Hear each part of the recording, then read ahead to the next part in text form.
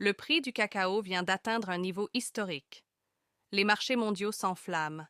Les grandes marques du chocolat tremblent. Mais une question dérange. Les planteurs africains profitent-ils enfin de cette richesse qu'ils produisent chaque jour? Derrière la flambée des prix se cache une réalité bien plus complexe. Alors, qui gagne vraiment dans cette histoire? Si tu veux comprendre les vraies réalités économiques de l'Afrique, abonne-toi maintenant et active la cloche.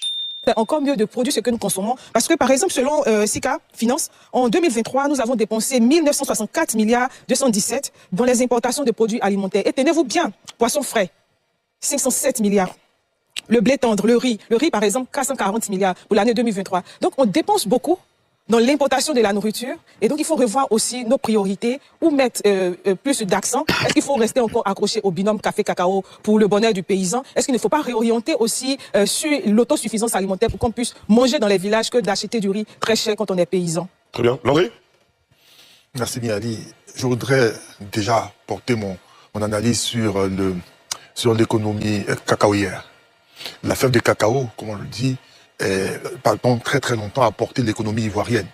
Et nous avons pendant longtemps aussi évoqué les conditions de travail et de vie des populations agricoles exerçant dans ce domaine d'activité en tirant l'essentiel de leur subsistance. Le ministre Adjoumani n'a pas manqué de relever la période de turbulence qu'a connue ce secteur, qui avait d'abord, avant que de connaître une phase de prospérité annoncée ou prononcée, devait connaître bien sûr de la stabilité.